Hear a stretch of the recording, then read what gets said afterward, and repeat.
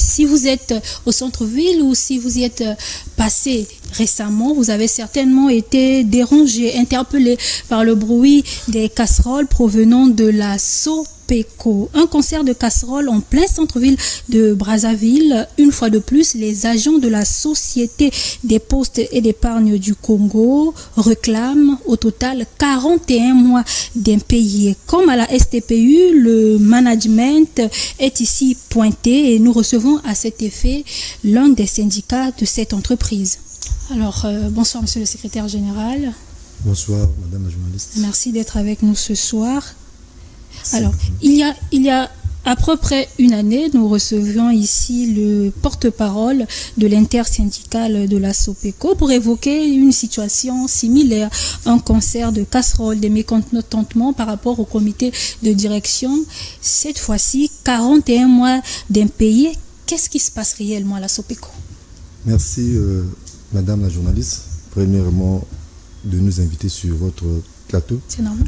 Permettez que je puisse d'abord résumer cette situation. Allez-y. Au fait, Madame Ludovic Misère Mossa Maboré, qui est actuellement la DG de notre belle entreprise, la Société des postes et d'épargne du Congo, elle est à la tête de cette entreprise depuis avril 2018. Maintenant, le grand problème, c'est quoi? Quand elle arrive à la tête de cette entreprise, elle n'a pas d'expérience. Elle n'a travaillé nulle part. D'après les informations qui sont à notre position, elle n'a travaillé nulle part. Elle résidait en France. Quand on a nommé notre ministre de tutelle, il a fait revenir de Pointe-Noire. Elle était au ministère. Après le ministère, elle est nommée à la tête de la Sopeco. Curieusement, quand elle arrive avec l'expérience qui lui manquait, qu'est-ce qu'elle fait? Elle met en quarantaine tous les cadres de la maison, y compris le contrôleur budgétaire, qui est l'œil de l'État au sein de notre entreprise, pour valider les dépenses de l'entreprise. Elle arrive en 2018. En 2019, elle tient son premier comité de direction. Dans son premier comité de direction, à l'époque, notre entreprise avait 6 directions et 6 directions et 3 conseillers. Donc, ces conseillers-là, ils avaient rang des directeurs. Elle s'est dit, avoir 6 directions et 3 conseillers, c'est comme si le coût, la masse salariale était tellement énorme. Qu'est-ce qu'elle a proposé? Elle a diminué. Donc, au lieu de 6 directions, elle a maintenant 4 directions. Et les conseillers n'existaient plus. Elle a réduit les directions au nombre de 4. Elle a nommé maintenant ces 4 directeurs. Elle a mis en quarantaine les directeurs expérimentés, sous prétexte que ces derniers ont travaillé avec l'administration précédente. Hormis ça, il y avait les chefs de division, les chefs de service. Elle change tout. Elle nomme les chefs de division par intérim, de 2019 jusqu'à aujourd'hui. Tous nos chefs de service sont nommés par intérim. Elle n'a pas la connaissance de l'entreprise. Elle met à la tête des directions des directeurs qui n'ont pas d'expérience. Elle met à la tête des services des chefs de division qui n'ont pas d'expérience. Donc, elle gère par népotisme. Elle nomme par affinité. Donc, voilà comment elle s'est créée au sein de notre entreprise une chaîne des décideurs que nous qualifions des bidons qui tirent l'entreprise vers le bas. Et elle ne s'arrête pas là. Elle est venue trouver, il y avait 2 sections syndicales. Jusqu'à aujourd'hui, dans notre entreprise, il y a 2 sections syndicales. Le postier et la faisie postelle. Elle s'est dit qu'elle ne peut pas travailler avec ses anciens, sous prétexte que ces anciens sont des retraités. C'est là où nous sommes devenus aujourd'hui les secrétaires généraux. La jeunesse. Dans sa tête, elle pensait à quoi? Nous ne savons pas. après avoir mis en quarantaine les cadres en 2019, en 2020, elle tient à licencier les syndicalistes. Pour elle, elle ne veut pas voir les syndicalistes. C'est là où nous nous sommes dit, cette dame, elle a un agenda caché. Et en 2020, vous allez constater, c'était notre première grève lancée au niveau de Brazzaville. Et jusqu'à aujourd'hui, nous sommes dans cette histoire des revendications. Depuis qu'elle est arrivée, elle n'a jamais payé un salaire de son gré.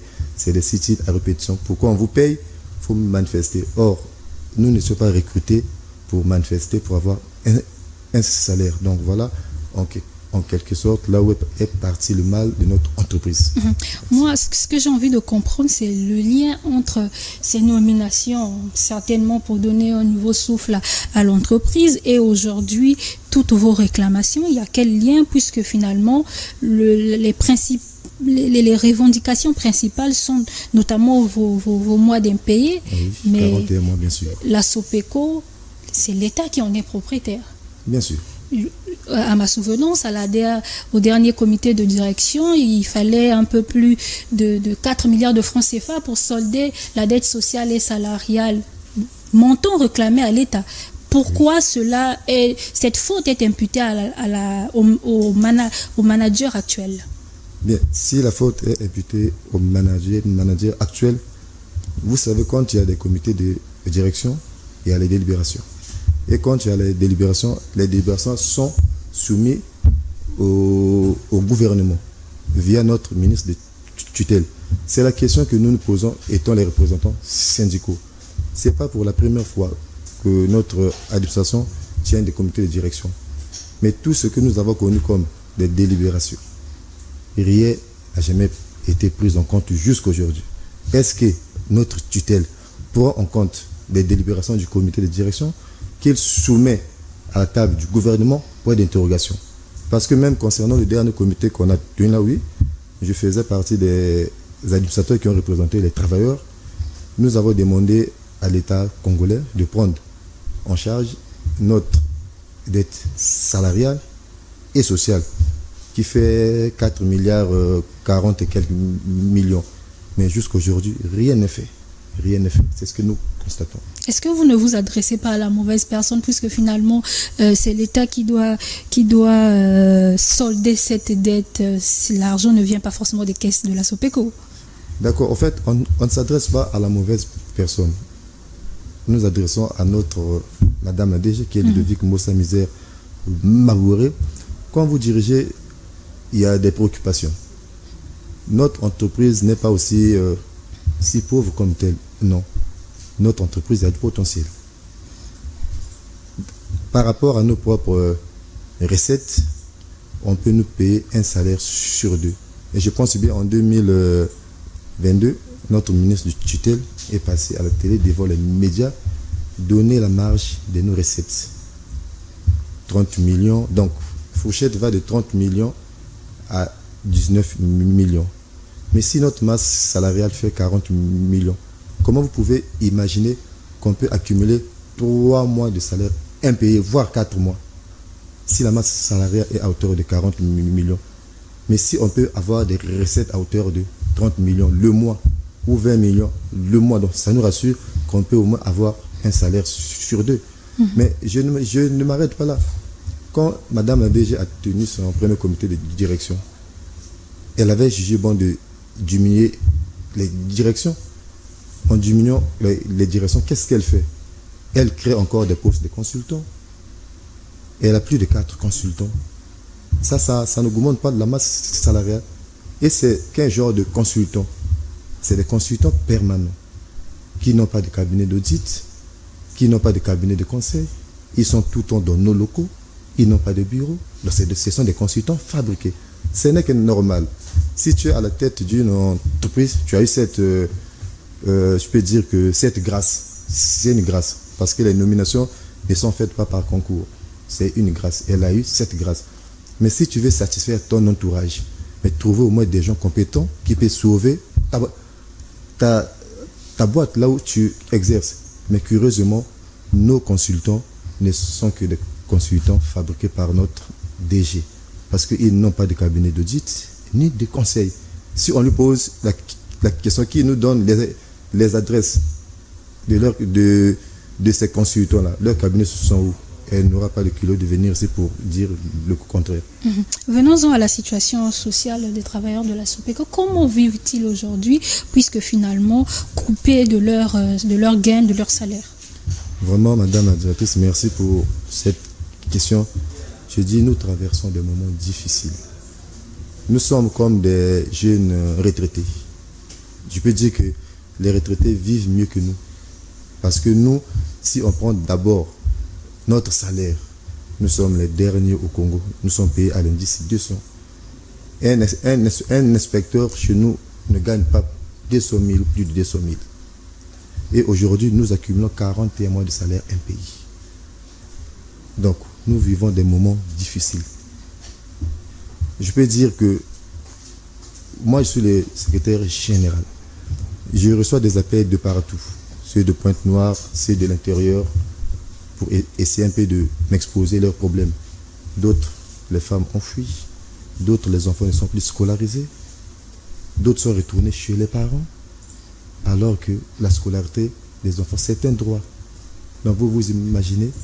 Donc nous passons des moments tellement difficiles. C'est là où nous profitons de dire au président de la République, parce que lors de son discours à la nation, il avait parlé de la jeunesse. Notre entreprise, je peux dire à 95%, c'est la jeunesse. Vous avez nos images des assemblées générales et autres, vous allez constater, ce n'est que des jeunes. Ce n'est que des jeunes. Et je pense que nous comptons sur le président de la République parce qu'il est l'homme des actions concrètes. On dit le succès vient au bout d'un effort, mais d'un effort persévérant. Donc nous allons persévérer avec notre mouvement pour attirer l'attention des décideurs et du président de la République. Ce n'est pas la première fois, ce genre d'initiative. On a envie de se demander cette fois-ci jusqu'où vous êtes prêt à aller, ou sinon si vous avez d'autres moyens de recours pour justement obtenir gain de cause. Bon, moi, je pense que l'État congolais est conscient. C'est un État responsable. Quand déjà le Sénat nous reçoit, quand déjà l'Assemblée nous reçoit. Dernièrement, on a reçu une visite, une descente des parlementaires pour tâter du doigt ce qui se passe, les réalités. Ils ont fait la ronde, c'est criard. Comme vous voyez même les conditions de travail et autres, c'est passé à la télé, c'est criard. Et c'est là où ça leur a poussé de faire appel à notre DG et à notre tutelle.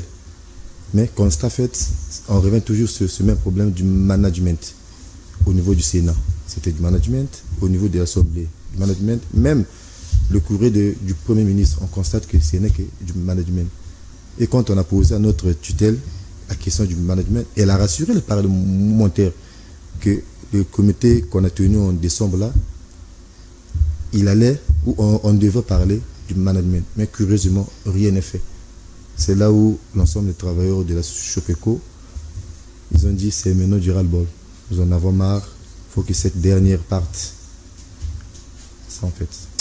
Merci beaucoup, merci d'être passé et j'espère qu'au plus haut de l'État, au sommet de l'État, votre cri de cœur a été entendu.